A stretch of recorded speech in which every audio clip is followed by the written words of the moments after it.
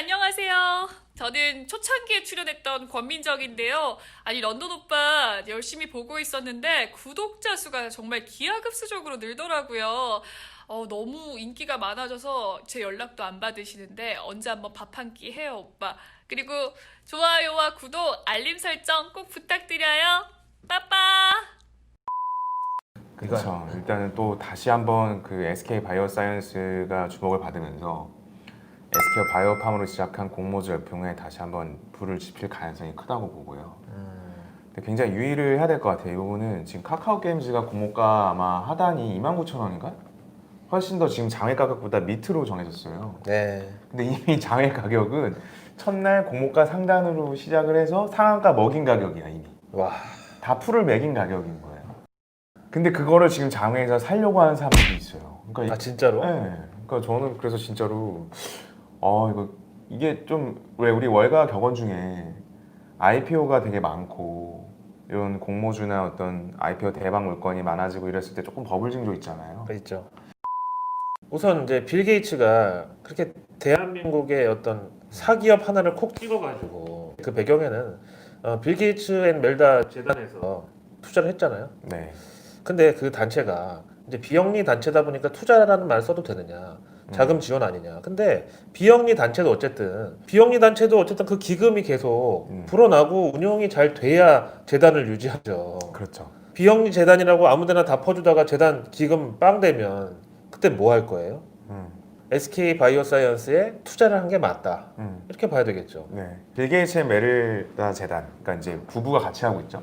근데 여기에 가장 많은 돈을 출연한 사람이 또 워렌 버핏이에요. 맞습니다. 하나로 한 40조 원 정도. 근데 이제 그런 어마어마한 돈을 이제 기부를 했을 때 물론 의미 있는 결과들이 나와야 되는 거겠죠. 그냥 뭐 공짜로 당신의 열정을 응원합니다 이렇게 해서 주는 돈은 아니기 때문에 워렌 버핏이 그렇게 너그러운 사람이 아니에요.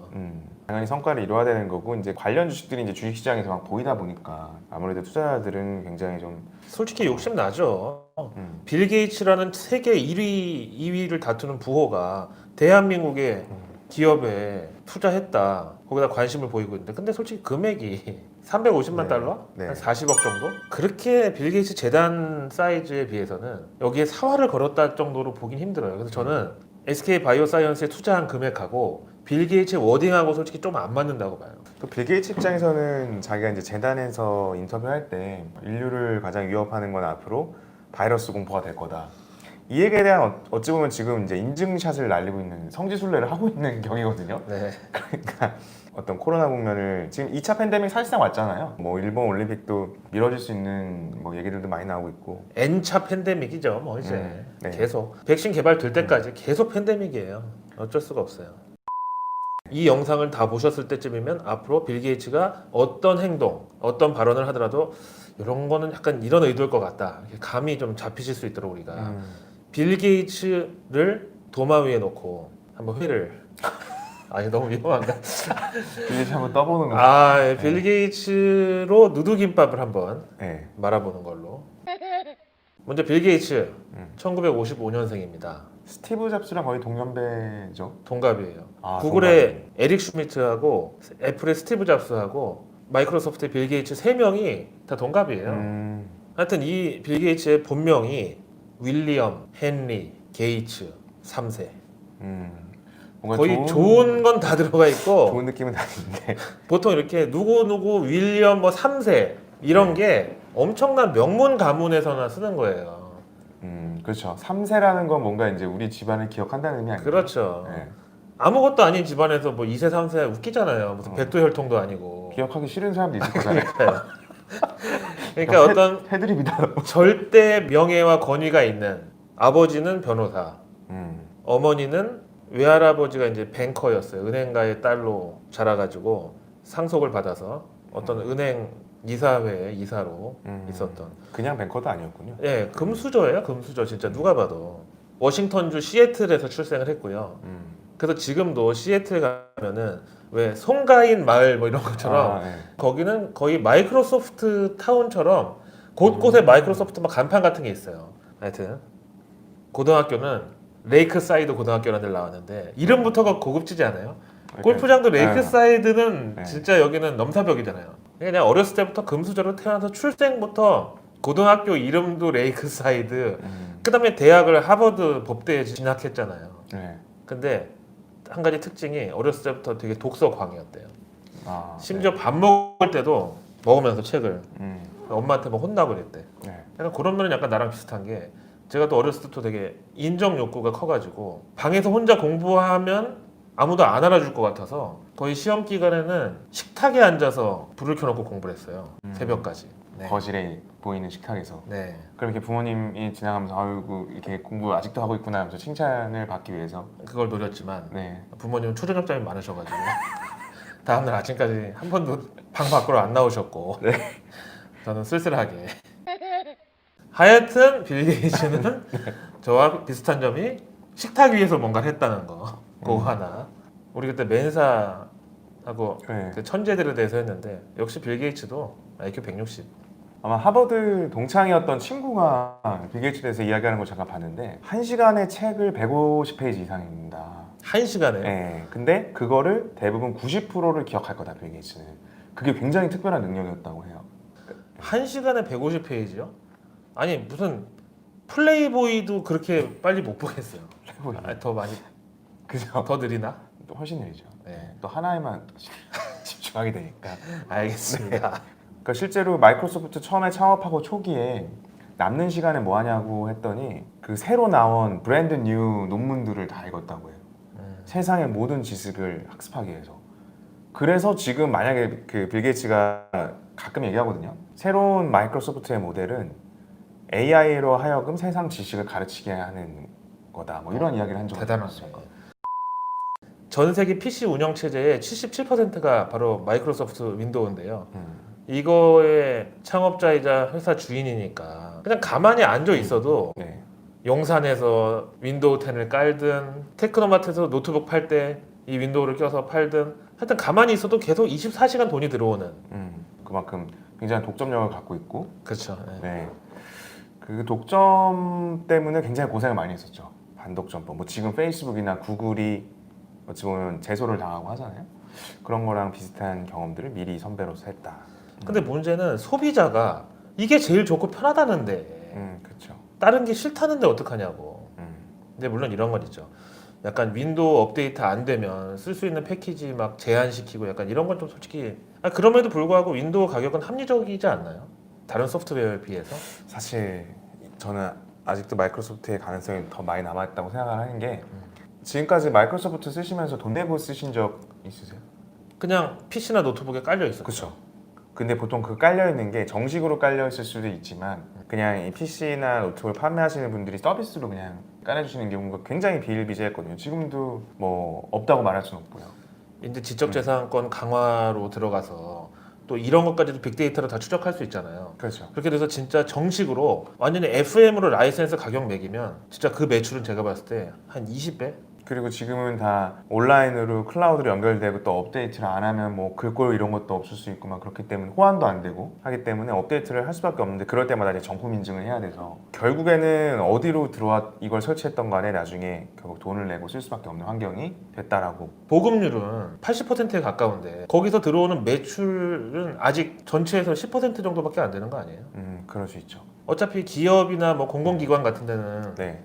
칼같이 돈 내고 쓰겠지만 개인이 훨씬 더 많은데 예전에 막 이제 저희는 유튜브 하니까 뭐 포토샵 그다음에 뭐 영상 편집하는 프로그램 어도비 이런 거 많이 쓰잖아요. 한 3년 전만 하더라도 그거 돈 내고 애쓰냐? 뭐 인터넷에 다 뭐 해적판 있고 내가 파일 줄까? 막 이랬는데 지금은 줄 수도 없고 줘봐야 파일이 있어봐야 깔려봤자 되지도 않아요. 네, 되지도 않아요. 네, 네, 네. 그러니까 어찌 보면 기본적인 어떤 강력한 이 소프트웨어와 컨텐츠를 갖고 있는 대장이 또 마이크로소프트 입장에서는 계속해서 유료화로 수혜를 받을 수가 저는 있다고 보죠. 빌 게이츠가 요즘은 약간 자선 사업가 내지는 어떤 인류애를 가진 그런 IT 천재, 어떤 부와 따뜻한 가슴을 동시에 가진 이런 사람으로 묘사되지만 젊었을 때는 전혀 그렇지 않았다고 해요. 굉장히 악독한 악명 높은 CEO였다고 하는데 뭐 배타적 영업, 독과점, 그다음 불공정 거래 이런 걸로 엄청 시비를 많이. 그다음에 기업 내부에서도 갑질로 또 유명했대요. 어떻게 보면 스티브 잡스하고 또 비슷할 수도 있는데 또 나이도 동갑인데다가 둘이 약간 은근히 라이벌 의식 같은 거 가졌었잖아요. 네. 그 두 사람이 상반되는 게 빌 게이츠는 금수저고 스티브 잡스는 흑수저라고 하기에는 뭔가 흑수저라고 하기 모자라요. 왜냐면 어렸을 때 입양됐는데 그 부모님이 이상하고 그러니까 뭐 흑수저도 아니고 하여튼 와리바시 정도. 네. 금수저와 와리바시. 네. 그 다음에 스티브 잡스는 하드웨어에 치중을 했고 빌 게이츠는 소프트웨어에 관심이 많았고 그다음에 뭐 전공도 빌 게이츠는 하버드 법대, 스티브 잡스는 처음부터 아예 컴공과였잖아요. 근데 이렇게 어느 정도 위치에 오르다 보니까 서로 좀 이해하는 면이 좀 있었겠죠. 스티브 잡스 췌장암으로 병원 입원했을 때 빌 게이츠가 편지도 몇 번 보내고 그걸 항상 곁에 두고 읽어봤다고. 그래서 스티브 잡스하고 빌 게이츠하고 워낙 어떤 백그라운드 자체가 반대다 보니까 거기다 또 라이벌로 자꾸 몰고 가잖아요. 언론 같은 데서. 사이가 안 좋을 거라고 생각하지만 실제로는 그렇지 않았다. 네. 그 둘은 뼛속까지 디지털 인간이었다. 명확하게 좀 갈리는 것 같아요. 두 스타일이 그 마이크로소프트의 윈도우라고 하는 OS랑 애플의 맥이라고 하는 OS, iOS를 보면 명확하게 그 펑션적으로 갈리거든요. 뭐 엑셀, 파워포인트 뭐 이런 것들은 워드 이런 것들은 굉장히 사무적인. 근데 애플의 iOS는 대부분 디자이너들이 있어요. 디자이너를 많이 쓰고 영상 제작하시는 분들, 음악 하시는 분들, 굉장히 좀 자유롭게 어떤 컨텐츠를 만드는 그 창의적인 부분들 그 활용할 때 굉장히 좋은 컴퓨터거든요.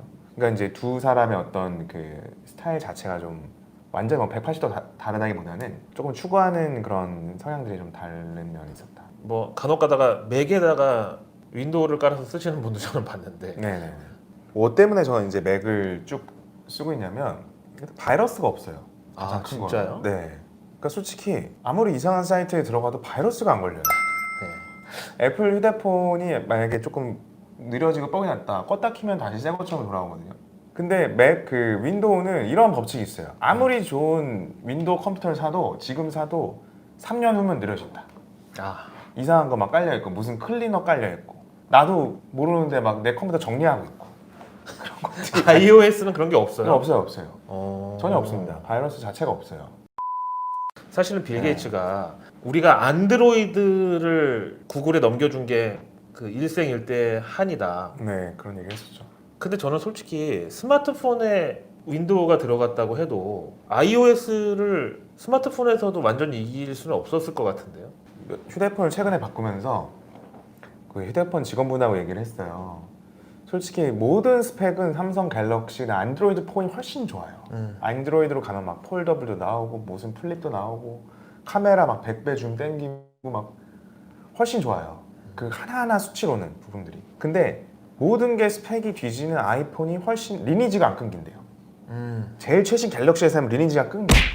그거를 다 관장하는 생태계를 다루는 OS의 차이, 소프트웨어의 차이, 어떤 그런 것들의 합을 맞추는 프로그래밍 능력, 그런 것들에 아이폰이 뛰어나다.